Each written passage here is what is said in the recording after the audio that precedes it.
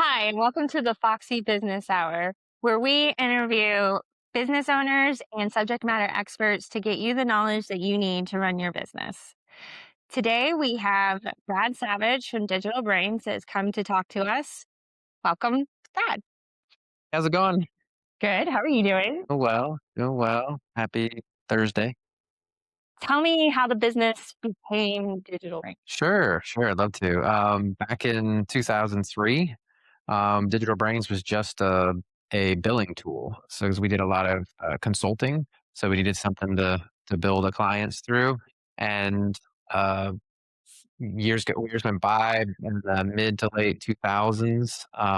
Brett worked for like the Geek Squad and Nielsen Company, doing a lot of technical stuff. I was an IT manager for a local builder, and the building world and the building bubble bursts. And the company I work for just said, "Hey, here's the end date of your employment." And instead of staying during that time as employee, I converted them as a like one of our first support clients, and we just started growing the business from there. And Brett's been he's the brains, I would say, from the technical perspective behind the company, and I help run like the operations and do a lot of the business development.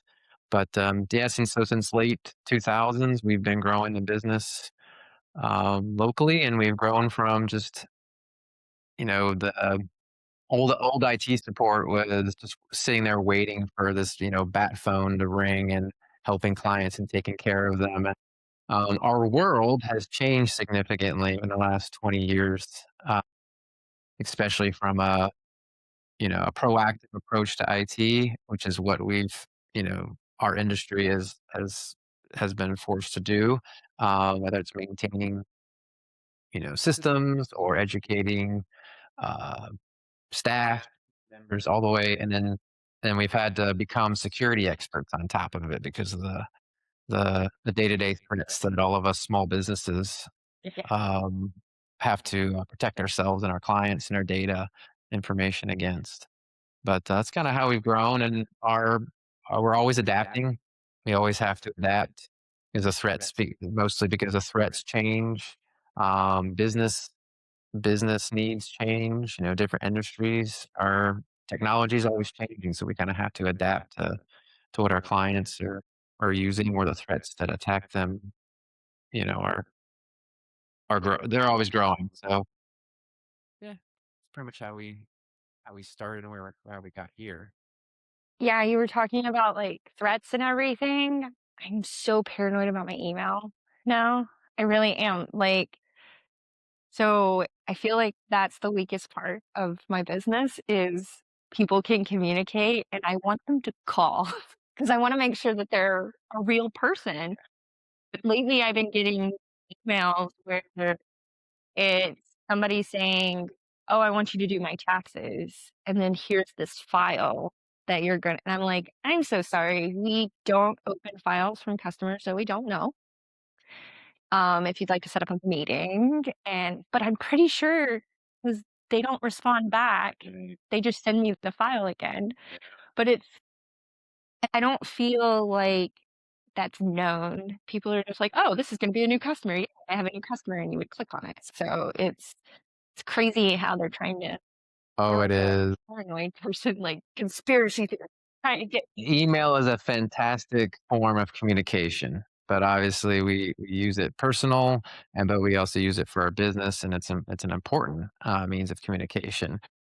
Uh, Most of the stuff we see is end user and email related, where from a breach like perspective, because it's easy for someone to send and say, "Oh, it took me 2 seconds to understand that LaDonna handles people's taxes as one of her services. Cool. yeah, I'm just going to flood LaDonna with um, customized emails that make it look like I'm going to be her client, just so she'll click on that link and download something so I can get access to her system." And yeah, it's the end user nowadays is more of a target than systems. So if somebody's trying to get through you, the person, because you, the person, have access to things, right? Because you authenticate to your systems, but username, ID, password, all that kind of stuff. So the bad guys know that. So all they have to do is convince you to let them have access to your system or your account, and then they have access to everything you do.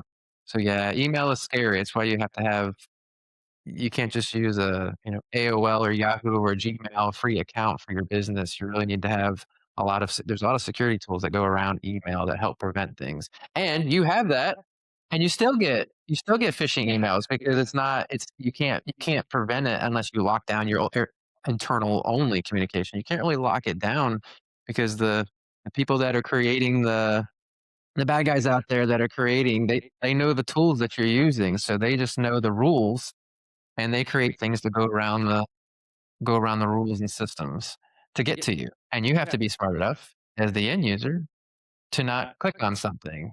I give a presentation every once in a while, one click to take down your business, and that's what it's revolves around is email security and educating your staff continuously because the threats are always out there. And now, this time of year, you're getting them, but also um, I'm sure people on their personal email getting them too. But solicitation for, oh, I'll do your taxes. Just click this link and download this application. And send us your information. What kind of information? What kind of information that you get from people I to file their mean taxes? if you're for the taxes, you could that's, like, the perfect way to have somebody steal your entire identity because you have to have everything for taxes. So security number, name, address, kids' names. So, yeah. You can imagine how much fraud is going on right now, and theft of personal information during this time of year because there's a lot of people out there just aren't educated, not just in the business, but the personal side, and free for all. Click and download, and someone's helping me, giving me $35 to file my taxes. Sounds good. Jesus. Yeah, I don't know whatever. anybody that does it You for know this what I price. mean? You know what I mean? Like just something to attract them.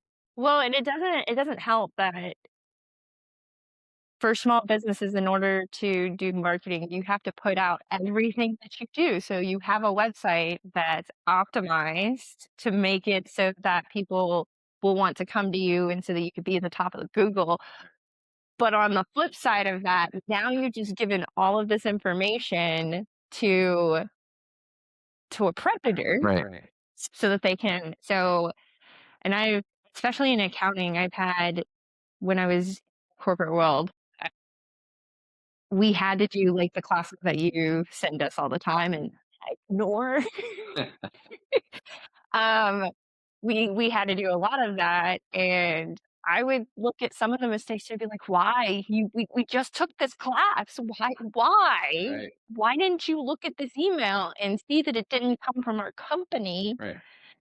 And so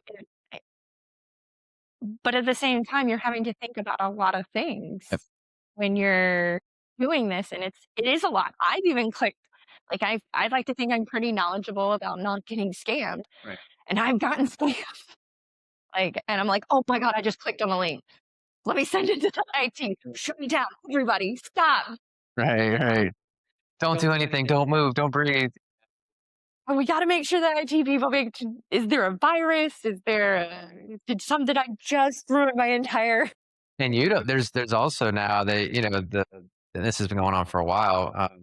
We've unfortunately acquired clients in these cases, but you're getting solicited directly, and they're trying to get access to you. Well, there's somebody out there who's likely pretending to be you in an email, and even though they're doing it from a Gmail account, they're saying, "Hey, I'm Donna with Garvin Accounting.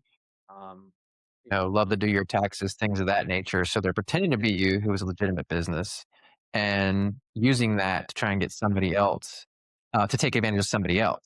It has nothing to do with you. It won't impact you. But and then you have the I see it all the time in business. Like you handle vendors and payables for clients, right? Yeah. Vendor management and payables. Um, uh, if I'm the bad guy and I learn that one of your clients has X, Y, company A as a vendor, um, then I'll go try and pretend to be that vendor, and I'll come to you and say, "Hey, I'll I'll see if I can find a way to mirror one of their invoices or something in an email, and I'll send it to your client and say, "I'm vendor company A. Please click this. This is our new way of form of payment for this invoice. This $30,000 invoice. Please click this and make the payment. It was due yesterday." And unfortunately, that gets a lot of people. Instead of taking 5 seconds and question, they go, "Oh, I recognize the name. Sure, I'll go ahead and click that button and make that payment." And it's gone. Money's gone. Well, and that's why I tell clients it doesn't matter if you think that the vendor is the same vendor that you never click on a link in an email. You You always always go go back back to to the the original original site, site, even though you have have it it saved. saved on there. Right. That's why we have the bookmarks. And you never get an invoice without an approval process. Right. That's why we do the checks and balances is to avoid. And it's amazing how much accounting and IT like Yeah. go together if if you're not doing a fair amount of protecting yourself in accounting with IT, Right. you're gonna mess up your accounting. Right. So yeah. A lot of the financial transactions, this is like really easy to do. Pick up the phone. I know it's old school, but pick up the phone and call the vendor or whoever you're looking to make that transaction with and saying, "Hey, I just want to make sure you sent this email over." And you don't call the number on the email. You call the No. you call the number that you have stored as for the vendor, or go look it up online to verify. Otherwise, any kind of ACH transaction, all those things. Otherwise, you're at risk. Yeah. The internet makes us paranoid people. Though my son got scammed when he went to college. Okay. Um, and I remember us watching these YouTube videos because he really liked watching the YouTube videos where the scammers get scammed. Okay. It's hilarious. And they're like, oh my God, they're going to fall for it. And it's funny. And so I just assumed that because, we're watching this, he grew up with the internet, that my son's not going to get scammed. And he's in the field. Like he's not in IT, but he's like IT adjacent. Right. And so he someone got in touch with him and told him, "I'm gonna send you this check if you deposit the check and then you send me this money and da da da da da." Yeah, that kind of thing. And like, True. why would someone send you a check? You gotta think this out. Like, nothing in life is free. And so I was actually shocked. I was like, "You're joking. This is like some April Fool's thing or something like that. Like, you're funny. Ha ha ha. Nope, nope, nope." Yeah. Thousands because of so, yeah. And the schemes and scams are only going to get more advanced as every day goes on. I mean, shoot, my daughter's what, 18. When we were at the hospital, my daughter was born. One of our friends was sitting there and said, "Oh, the bank just emailed me and said I need to change they need my password to help because something's wrong with my account." And she like responded the bank and gave her a username and password. We're like, what are you doing? "Oh, the bank emailed me." The bank doesn't email you. So like, and that's 18, 20, 19 years ago. So people were still falling for a basic, email from a bank, but it's getting even more sophisticated now. Yeah, it didn't click in my brain when this happened, and I messed up, I know this. So, I thought my bank had called me, and I was talking to them, and something was going on with my account, and then I gave them my PIN, and the next day, all my money was drained from my account, and I had to, like, go to my bank and go, "What the hell? You said that you were gonna fix this," and they're like, "What do you mean? We don't call you like that." Like, We would never ask for your pin, right? but I think it was, like, that it was during, like, baseball season, and the kids were playing baseball, and I was running around, and I'm just like, "Okay, there's something wrong," and they get you in those it's like they know that you're really stressed out, and now's a good time to But yeah, I mean, I'm cognizant of it and I still get, luckily I got all my money back, but Yeah. Well, that just that that example and others just show that, that continuous education, whether for individual or business, and we handle the business side, but, is important, because it's just awareness. And it makes someone think instead of, because it's really easy. We all respond to a text. We all respond to a chat or an email in 2 seconds. Oh yeah, sure, I can do that real quick. Boom, send. But it's that taking 2 seconds to think and go, okay, is this legitimate or not? Um, that's what we try and like train people to do, and you give keys and cues, and if anybody anything seems off, just you know verify and take the time to understand that it's legitimate. it does make it a little bit hard because the more we make our lives convenient, the harder it is. You get into this routine where it's almost second nature for you to do certain things, and you're almost doing it on autopilot. Right. And the next thing you know, you're like, "What did I just do? Wait, wait, wait, what did I?" And that was with the pen thing. What did I? Why would I give this person my pen? Right. They've never asked me for that. Like, I have a special pen for when I talk to the kid, not the kids, the bank on the phone. So it's just like I think you just get in. Yeah. Do you save And passwords like through browsers, or do you use a password tool? Right. yeah, wait, your pass Mm-hmm. or Nord something one like or NordPass, something like that. Yeah. yeah. Yeah. So That's great because there's a lot of times when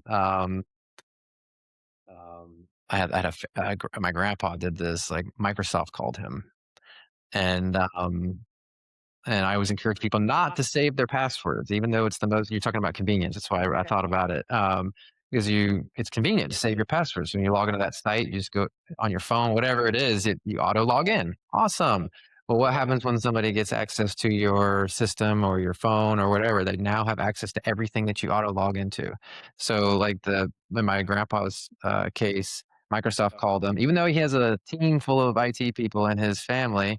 Microsoft called him and said, "We need access to your system. We noticed something's wrong." Okay. Um, Went to the site, gave him access. What they will simply do is they will put something on your screen or black out your screen so you can't see what they're doing, and they'll quickly open up your browser tabs because they assume people save their logins.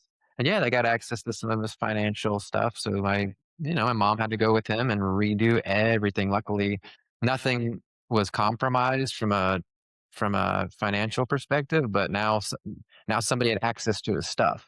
So they had to go cancel and redo everything. But saving passwords, that's why I should use like a password keeper to help you manage them. Because yes, we always click that save password because we don't remember what password we use, or we don't want to use the same one over and over again. Um, yeah, there was a time in my life that if you found out one of my passwords, you could get very money. And so now I'm like, yeah, like, um, and then I remember somebody suggesting take the letters of all of your kids. And it was funny because I have 6 kids and four of them have A names. One of them's a J and one's a C. So it'd be um, but yeah, I was like, it's all A's. I can't do that. But and now they have they make the password for you yeah, password and generators. stuff like that. But the other thing that's good with this password keeper thing is if my husband is the one that has the password, he can just share it with me. And so a lot of times for like the Disney Plus Right. or I don't have to call him anymore. I can go, can you share the password? And it just goes to me and I can get into it. So and he has some weird passwords. You should. I usually take like a uh, a quote or a phrase from a movie or something, and I just use the first letters of the phrase, and I change them, whether it's uppercase, lowercase, and then change some of them to numeric, and then use special characters with it because it looks like a randomly generated thing, but I can type it out, and I'll have to remember this 12 character or 15 character thing with random characters in it. I can say the quote to myself, type it. You don't have ADHD, do you? No, I don't. No. Yeah. That's why you can come up with some strange way of coming up with and a I'm password like that. and I manually enter. There's not there's maybe one or two, but like most of my accounts on my phone or my desktop or browser, I manually enter username and passwords every time. Nothing is saved. Just from that perspective, I don't want everything to get compromised if one thing gets compromised. Yeah, but the problem is, especially like the computer, I don't mind putting it in manually on the computer, but on the phone, it's like do do do. Oh yeah, it's All he had annoying. is thumbs, and then like some of these, my husband's phone is probably the size like when it folds out, it's probably the size of your notebook, and I'm like, yeah, you could probably, but I don't want to carry around a Mini laptop. yeah, and so I'm like, I really will do just about anything to not have to like that's why everything's like facial or fingerprint. So, but Yeah, yeah. passwords are old school now, but because there's other ways to authenticate, but you still need if you use them, you still need to use a quality one. Yeah, I have Bio helps, MFA helps, et cetera. I am actually shocked that I did not like younger I do have ADHD, so I can't remember all my kids' names on a regular basis. So I'm definitely not going to remember some random phrase. Though I really like Star Wars. Yeah. And for some reason, I used to be able to remember certain model numbers of the Rebel Alliance Right. ships, and I would use the number combination for that. Not so much anymore, but that's what I used to use, but not anymore. And then they don't like it when you use like numbers from things that identify you, like your birthday or your social security number. Yeah. Don't use that. Or the word password. But I capitalized the P. It's not password. Right. Or I changed the one that I like when they do the capital P and they change the S's into dollars. So I Because no one will mean, guess that. Right. but I mean, it is hard to come up with passwords now. Like you have to have a unique character. You have to have so many capitalized, so many lowercase, so many like numbers. And if you use the password anytime in your life, you're no longer allowed to use it. Right. So I know it's like a security thing, but when it takes half an hour to come up with a password, you want to go, there has to be an easier way. Right. So, but it is what it is to make it so that I guess hackers don't get in. Easily. Yeah. But now, yeah. Now you need to make sure every account you have has the multi-factor tied to it. So it's not just a password. It's whether it's the biometrics, whether it's a text, whether it's a call, something else tied to it. That got us into trouble. I mean, we do that now, but we do it with our cell phones, not for the business. We do it through the cell phones, not our business line. But there was a point where when we switched our phones over, y'all took over our phone service, we had the old phone number and all of the verification was through the old phone number. Oh. And you can't change the phone number unless you can get in. Oh, so when you dropped the old phone number 'cause you didn't need it anymore. I didn't drop it. It got canceled. Yeah. But yeah, Yeah. That's interesting. I had to physically go into the bank. Oh, so the bank. Yeah, Gotcha. I had to physically go into the bank and go, here is my life story. Say, I'm real. This is me. Please change my phone number for MFA. Yes. That's So, yeah. do you go to conferences and things for your industry and they talk about like IT security? What are they educating your industry about?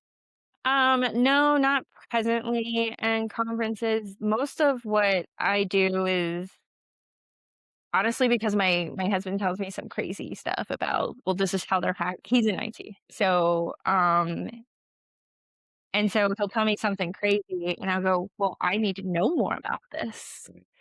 Or something, it'll be like I'll be talking to someone and they'll go, "Well, AI could help you with that." I remember talking to someone else and then like, "Well, why don't you start automating stuff?" And I'm like, "You can't automate accounting." And then I start like looking at AI and I'm like, "Oh no, you can automate some things in accounting. Like maybe there's a way, maybe I don't need to hire another whole person. Right. Maybe I just need, well, not like you can cut up a person, but Yeah. maybe I don't." No, they refer to them as like bots or agents, Yeah. um, to do work, and there's the ones that you could just give access to information and auto do sort of the same thing. There's like autonomous ones that will you can give it concepts, concepts and access, and it'll help you like be more the creative side. Yeah. AI is growing quite a bit from a business perspective. I still like kind of help people pump the brakes a little bit just because you're depending on what models you're using, and companies you're utilizing. Obviously, like when ChatGPT came out, everybody's starting to chat with it, and people would share what they're sharing with ChatGPT. And again, people don't realize. Still, this is how long ago did it come out?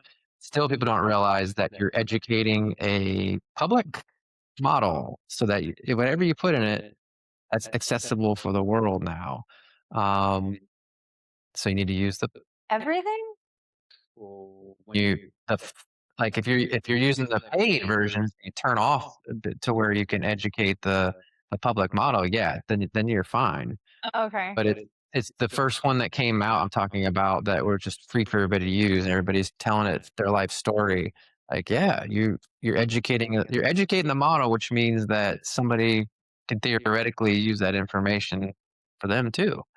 Um, Oh, I was thinking like, cause what I do is I type out my emails mm, and I say what I wanna say, and then I throw it into ChatGPT, yeah, and then it tells me what I should say right. That's fine. Just most of the time. don't put in client information, names, things of that nature. So you leave all that out.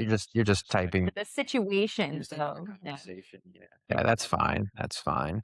If you use, I mean, like I'm an advocate of different tools, but like I do like Microsoft's Copilot because it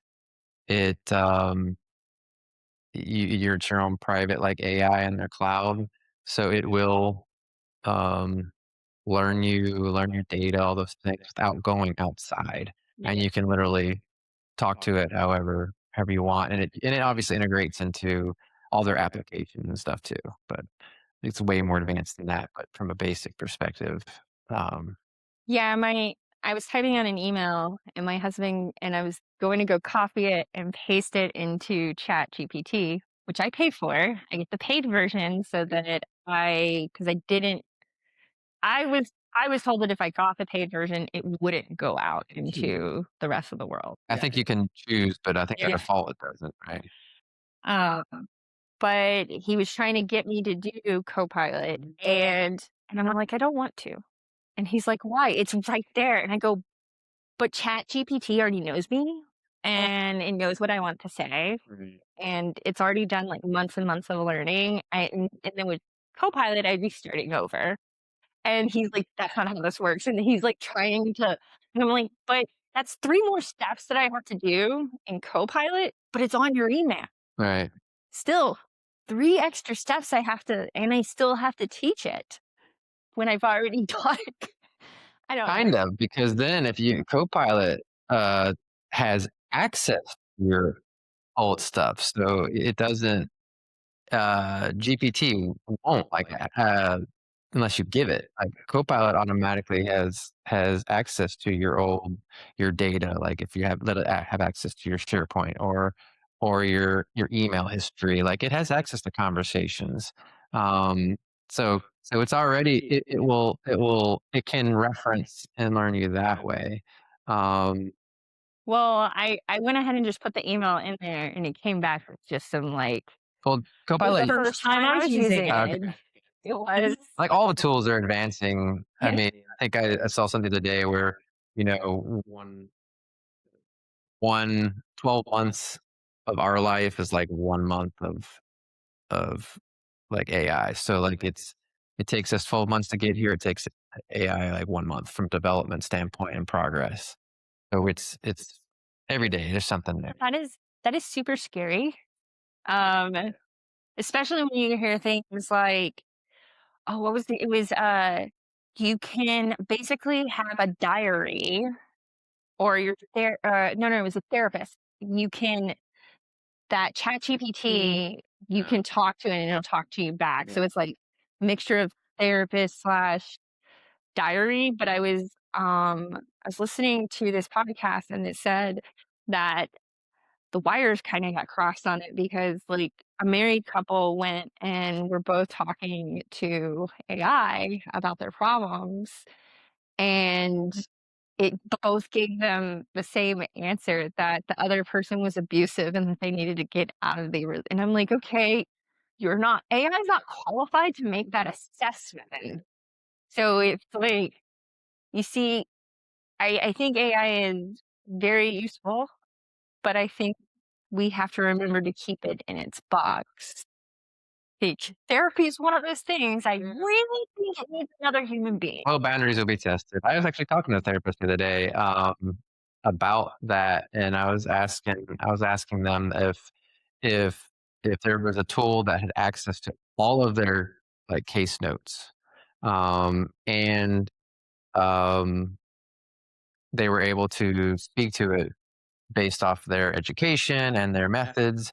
If they thought they could train um, a tool or like an AI agent type of situation to have a session with one of their clients, and they were like, probably because I refer back to my notes. So with the tool, and if the tool knows my methods, then and I'm able to constantly, like if I were to have a session and then communicate to the tool about the session and my thoughts and methods of my approach, then obviously over time it's going to learn exactly what I'm what I do. And it's like I don't know about that. I don't want an AI agent being my therapist, but it's an interesting it's an interesting concept to spread to other industries. Like we've done Brett's been doing some testing. That's pretty cool. He's Are you telling me when I call and when I'm, like, talking, no, no, no. I'm getting AI, I'm not getting a real digital brains person? No, more so like internal stuff. Like he's been playing with some tools that where he's creating an agent in it. Like he's testing like a go into our ticketing system, for example, and saying, "Hey, check out the last 100 tickets and see if there's any kind of issues that are or might be connected or ongoing that we should raise if it's client wide or if it's one company wide. Hey, go look at tickets that I have open and kind of give me a summary of them and prioritize them and maybe go in and actually in the internal notes go in and actually write what you think. This is talking to the agent, like go in and write what you think the resolution would be, so I can review it. He's been playing with that kind of stuff because it saves, instead of him spending 3 hours, it does it in 5 minutes, and he can go in and review. He's still the one communicating with the client, and he's still the one validating if the information's correct. Yeah. He's been testing; it's not always right, but it's interesting where it's going. Because we do have a client D our industry does has been using AI for a while, and there's a lot of services that solicit us. We don't really apply them currently, but, like, we could, if you were to say, "Hey, I forgot my 365 password," um, human would never have to technically touch that. Because if we gave a tool access to an agent access to the 365 world, and it still has to validate that you are you. That's part of my hesitation with those tools is still somebody non-human validating that a human is actually human and helping them change their password. It's still you changing your password. They're just saying the authentication to allow you to. But that's like a simple example of what automation on our side it has been already for like ticketing systems and help desks. But going on a tangent, but The whole conversation's a tangent, to be fair. it is. It's fair. Yeah. Um, I don't have any problems with, like, the robots talking to me as long as honestly, as long as I get whatever I need done. If I needed to talk to a human being, I would pick up a phone. Yeah. So if I'm texting or I'm messaging, I don't have any problems with that. It just every time it seems that I can normally tell that it's a robot on the other end. I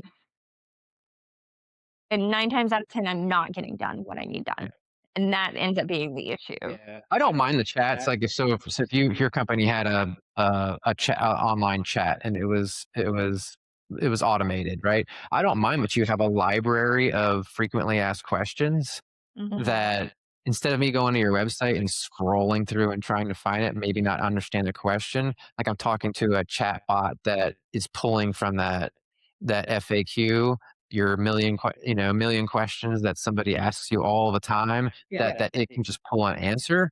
I don't mind those, but you find pretty frequently that you hit the end of its knowledge, or you're Yeah. just like, let me please talk to a human.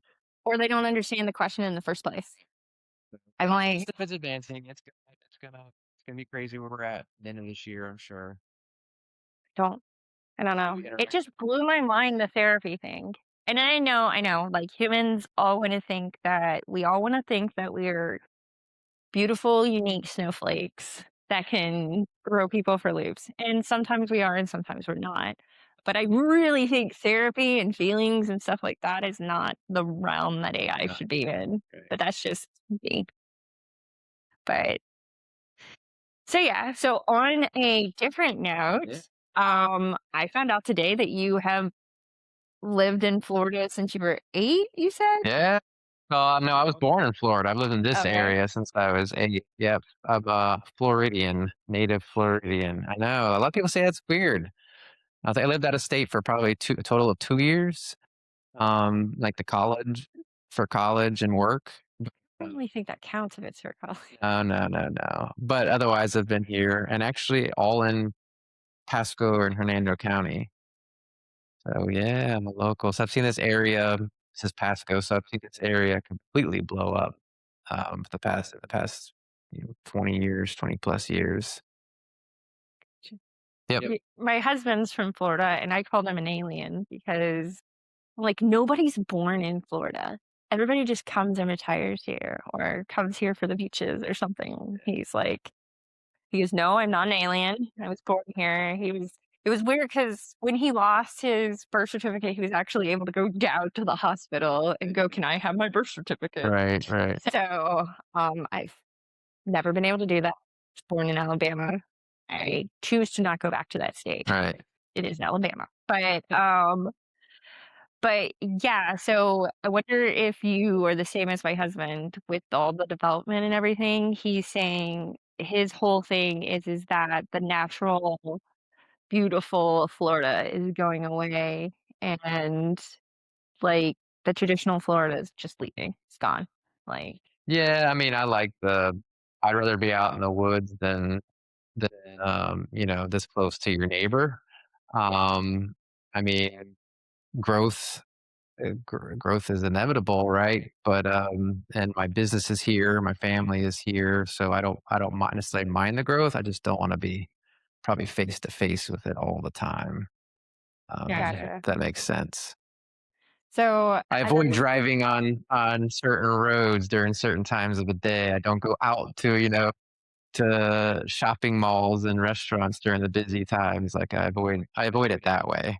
Yeah. Yeah, I was talking my son, we were coming from Tampa and my husband goes, "We're gonna go on I-4." And I'm like, "No, not I-4. It's so dangerous. We're all gonna die." And my son's like, "What do you mean, mom?" And I'm like, "I-4 is the most dangerous road in the country." He's like, "Really?" And I'm like, "Yeah, yeah, it is. It has the most fatalities. It has the most accidents. I mean, we're gonna make it home. Don't worry about that." Right. But yeah, statistically, I-4 is like the most dangerous, so you don't Right. wanna. But yeah, he was asking, I was like, "How do you know this stuff?" And I'm like, "'Cause I'm a curious person." We're also like Tampa's supposed to be the lightning capital of the world. Maybe it's the second or third. Maybe we dropped out. It's one of. So you voted for the rail then, the rail to go from Tampa to Orlando, basically? I would have enjoyed the rail Yeah. because it was supposed to go well, it was also supposed to go down to Miami. Right. So I could take the instead of having to drive, my mom lives in Fort Lauderdale. Okay. So instead of having to drive, I could just take the rail to Fort Right. Lauderdale. Right. Because when you go, you either go down Alligator Alley, which is really boring. Right. It's just I've driven it. Yep. yeah, and it's kind of fun with the kids because I can at least distract them and go, "Okay, find the alligators." Right. Right. Count up how many alligators or whatever, but it is kind of paranoid because, like, when you go on there and you're like, "Okay, don't leave my side. Like, stay near me because 'cause y'all are curious kids." And I'm afraid you're gonna get eaten by the alligator. Or you end up going, like, the turnpike and you get caught in traffic. Right. So, kinda feels I don't mind the hopefully the public transportation in Florida. We don't really have those like that kind of. So we drive everywhere. Rail would be cool. That would be I would be a advocate as a Floridian to have that. well, when they were talking about the rail, I was going to Disney a lot, and I was like, "You mean I don't have to drive to Disney?" And in my mind, I was like, "Oh, I can take the rail to Disney, I can drink, and then I can just take the rail back, Right. and I don't have to worry about, staying in a hotel in Orlando because Orlando's pretty expensive to stay in, or you end up in, like I have to save money and be able to drink at Right. Disney. Right. I have stayed in some shady hotels Oh, in Orlando. Yeah, like, I remember one time, someone was just, like, yelling, like, a couple had gotten into a fight or something, and I could hear what they were yelling about. It was like, it was about drugs, right. and I'm like, "Eh." Good times. So, Well, something like that would be nice for you to hop back and forth then. yeah, but I saw both sides of that story, but it ended up not being a thing. Right. So it would have cleared up I-4 a little bit. Agreed. I think Disney wants it because I think they were willing to donate quite a bit of their land for it to be built. But and that would allow people to get there quicker, faster, etc. I am actually surprised that if Disney didn't want something, it didn't happen. Like, Right. Right. not gonna go much further into that, but Disney with Florida, Right. there has to be some, like, conspiracy or something there, but Disney's trying to get but yeah, so do you have your secret squirrel, like, Florida places? You don't have to tell us because I know you don't want it crowded, but do you have, like, secrets I've other people have, like, restaurants or beach spots that you go to and you don't tell anybody? I think a beach spot. I don't know if I should share. Yeah. No. You wouldn't, 'cause then everybody would wanna go. Yeah, no, down in like the Inglewood area, there's a couple places that my family's gone. I mean, I was a teenager and one of my soccer coaches owned a house like on this one island, and he took us down there, let us all come for the weekend. And since then, my family's not every year, but we'll either like rent out a house or there's like a what do you call it, like a condo resorty type place that you can rent a unit out of, and it's nice because it's only accessible via ferry, so you can't drive a car. I mean, your car can go on the ferry, obviously, Yeah. but and then the actual beach. Literally, when you go there, you look left, you look right, and you can't see anybody. And then we come back with like little jars of shark's teeth all the time, and my kids were little. That was pretty cool, but Oh, cool. I don't visit the public beaches that much, but my spots are usually outside of Florida. I like to go where there's elevation Yeah. and you can hike and things like that. So a lot of my friends and I have done a decent amount of the Appalachian Trail, the south part, and we've done a few other hikes outside of this last year. We were supposed to go on the Appalachian Trail, but the hurricane Yeah. that hit, we actually went to Alabama. Did you go to Chi-Hall? Yes, we did, right? Okay, so Wait, that's the trail. That's the trail, right? You're talking about? yeah, That's the there's one two trails. It goes one goes all the way around the mountain, and one goes like straight up the the mountain. one that eventually connects to like the Appalachian Trail and all that. That's the Chia, right? Yeah. Yeah, we did. We did like a 3 or 4 day Oh, then you went around out and back. the mountain. Okay. Yeah, I used to live up there. Oh, okay, okay. Yeah, I used to live. That's you go past Chi-Ha. There's this little town called White Plains, and that is where I am from. Oh, okay. So I used to, in order to get to town, which was 30 minutes away, Right. you would have to go up Chi-Ha, around Chi-Ha, and then back down. Um, You wanna talk about some wrecks. Like, I'm still paranoid. I can't drive in mountains because 'cause I'm, like, from when I was a kid, like traumatized. yeah. Okay. So, like, because you make the turn and I'm night blind, so that doesn't help things either, and I'm, like, driving super slow because I'm like, "I don't wanna drive off the mountain."